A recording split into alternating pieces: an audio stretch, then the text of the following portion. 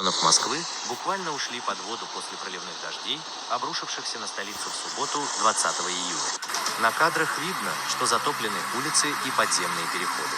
От осадков пострадали многие автовладельцы. В кадре присутствует множество транспортных средств, взятых в плен буйной водой. Произошедшее вызвало затруднение движения на улицах города. Но, как информирует Центр организации дорожного движения, сейчас в Москве устранены все крупные подтопления, которые влияли на транспортную ситуацию.